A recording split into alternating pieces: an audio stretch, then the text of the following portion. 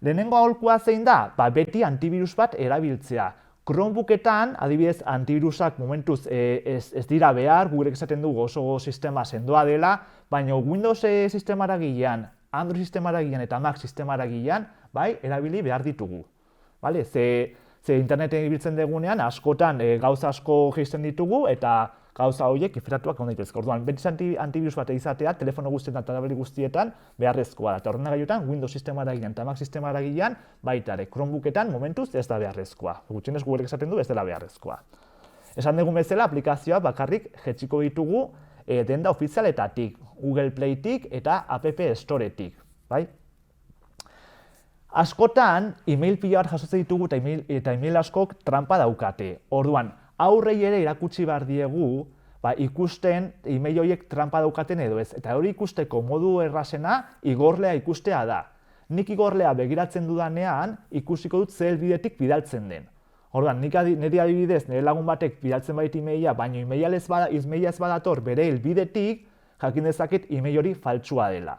Vale? Edo denda batekin, edo sare sozial batetik, edo enpresa batetik email bat bidaltzen badidate, eta nik igorlea ikusten dudanean, ikusten badut email helbidea ez dela egokia, ikusi dezaket hori email hori faltsua dela.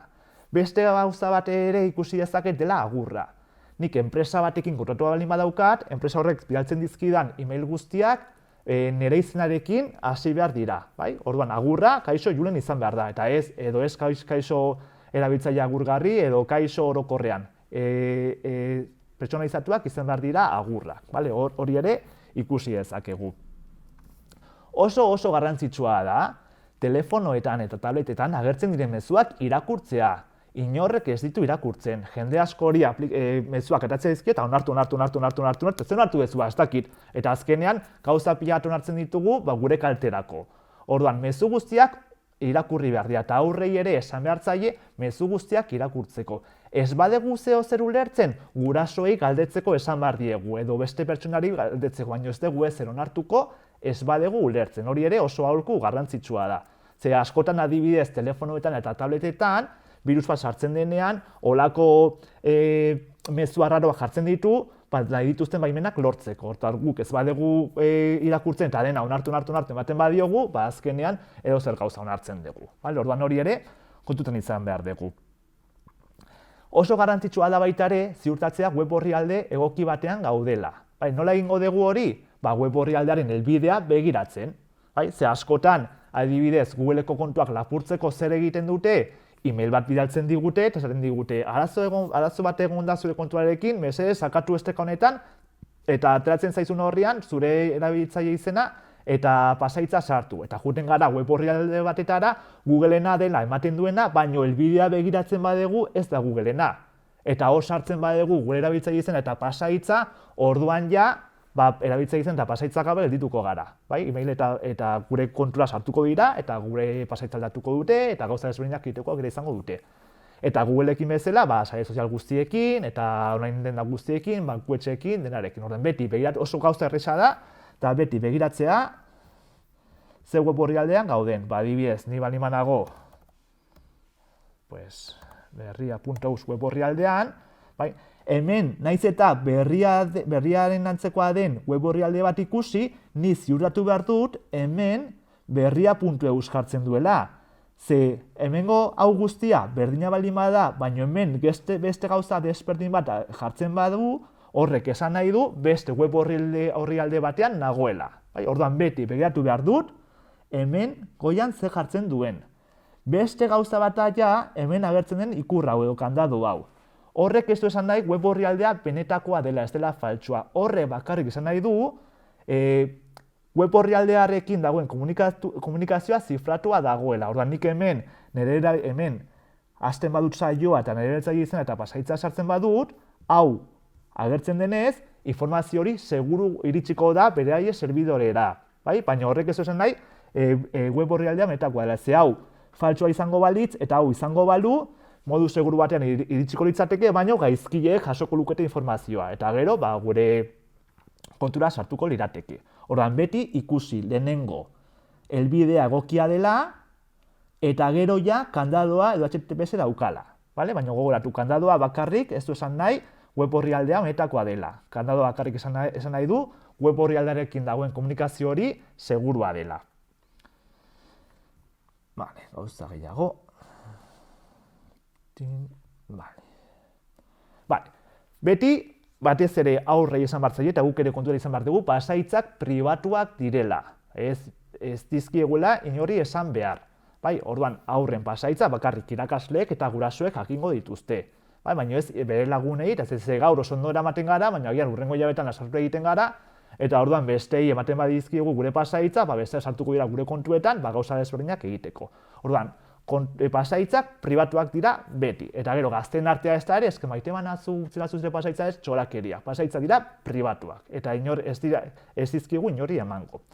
Baita ere, pasaitza sendoak erabili behar ditu. Horrez esan nahi du, beti izkiak, zenbakiak, izkiren bat handiz eta simboloak erabiliko ditugu. Eta alba ditugu hitza osoak moztu hobeto. Adibidez, nik jartzen badet makarroiak 15, maka simbolo bat eta arroiak jarriko bet gero. Hitza moztu egingo eta gero zenbakia jarriko eta izki bat handiz.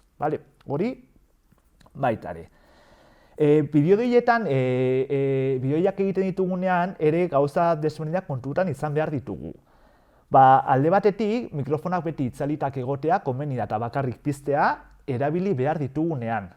Zergatik, ze aurrak baldin badaude adibidez bideoide batean, eta gu baldin bagaude sukaldean edo beste leku batean hitz egiten, elkarrizketa guztiak entzungo dira. Orduan, mikrofonoak beti itzalitak izango ditugu, eta bakarrik piztuko ditugu,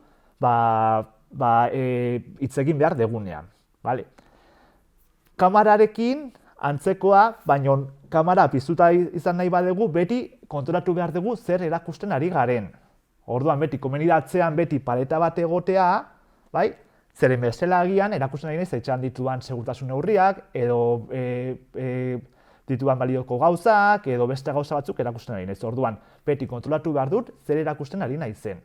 Zera itxialdian ikusi ditugu eredu batzu, nola leku batzuetan agertu behar ziren gauzat agertu diren. Orduan hori eskertatzeko, beti kontrolatu behar dugu, eta atzean beti paleta izatea komeni da.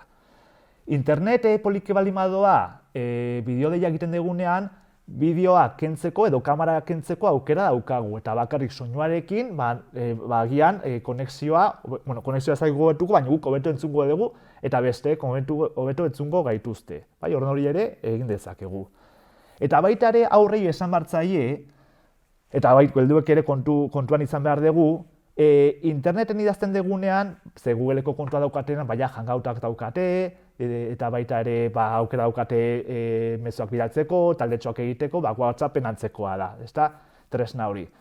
Orduan hor, bi gauza edo gauza desberdinak kontuan izan behar ditugu. Aldi batetik, azaldu behar diegu, komunikazio digitala ez dela aldez aurreko komunikazioa bezala. Esan nahi dek, ni norbaitekin hitz egiten dudanean, bere doinua entzuten diot, bere gorputza nola dagoen ikusten dut, eta informazio gehiago daukat, kontestu gehiago daukat. Baina digitalean komunikatzen naizenean, mezua bakarrik ikusten dut eta ez dakat informazio gehiago. Eta ni mezuak interpretatuko dut nire egoera emozionalen arabera momentu bakoitzean. Horrek esan nahi du, mezu berdina triste baldin banago oso gaizki interpretatuko dudala, eta pozik baldin banago oso ondo interpretatuko dudala, baina mezua ez da aldatu. Ni aldatu naiz eta ni interpretatzeko modu hori aldatu da. Zergatik esaten dut hori? Ze gauza garrantzitsuak beti aurpegira esan behar dira. Ze interneten gaizkulertu asko daude. Ze agian ni ironia asko erabiltzen dut aurrez aurre, eta ironia ez da hain ondo ulertzen mezu batean daudenean. Eta agian nik emoji bat bidali diot norbaitik gauza bat adierazteko, baina emoji hori jaso duenak beste gauza desberdina ulertu du. Orduan gaizkulertua handitu daiteke. Gauza garrantzitsuak beti aurpegira. Norbaitekin hitz egin nahi bai dugu serio, beti aurpegira edo telefonoz hitz egingo dugu informazio gehiago jakiteko, zer norbait nola dagoen ez dugu jakin mezu bat irakurtzen. Edo dituko diogu edo aurpegira galdetuko diogu. Hori alde batetik. Gero beste alde batetik, interneten idazten dugun guztia, berdin zait hangouten bitartez, edo WhatsAppen bitartez, edo beste sare sozial baten bitartez, idatzita gelditzen da betirako. Orduan, kontu zibili behar dut idazten duanarekin, zer idazten duan guztia nire aurka erabili daiteke. Ni norbaitekin kalean asartzen banaiz, bikutara bidaltzen diot eta biarraztu egiten zaigu. baina nik idatzi egiten badiot, hori betirako gelditzen da. Eta agian gero nik idatzi dion guztia hartuko du eta hasiko da mundu guztiari erakusten. Bitu junek zer esan zian atzo, eta bitu gaur zer esan, eta bitu nolakoan ez da gizar baki zer. Orduan oso ondo pentsatu behar dugu bidaltzen duguna bidali baino lehen. Bai? Ni norbaiteri nire sekretu handiena kontatzen badiot, gaur oso ondo eramaten gara, baina hurrengo jaten asaltu egiten bagara eta nire sekretu guztiak baldin baditu idatzitak, orduan partekatzeko aukera izango du. Orduan kontuz izan behar dugu bidaltzen dugunarekin eta ondo pentsatu behar dugu. Eta baita ere kontuz izan behar dugu eta aurrei baita ere esan behar diegu, ze interneten ere legeak daude eta adibidez nik argazki bat bidaltzen badut eta beste baten irudia agertzen baldin bada, nik irudi hori edo argazki hori ezin dut partekatu bestaren baimena gabe, delitu bat delako. Bai? Horrek esan nahi du, gazten artean oso orokorra da, kalean norbait ari bada borrokan, argazki ateratzen dute edo biak ateratzen dute eta bidali egiten dute. Eta hori ezin da egin, ze beste baimenarekin ezin dira gauza horiek partekatu. Orduan, interneten dauden delituak ere jakin behar ditugu, ze hitz egiteko edo txateatzeko aplikazioak baldin baditugu, eta ja Googleko tresnekin badatoz ja aplikazio horiek, gauza horiekin ere kontuz ibili behar dugu. Orduan, horiek izango lirateke gutxi gora bera aholkuak tresna hauek modo seguru batean edo kontzienteago batean erabiltzeko.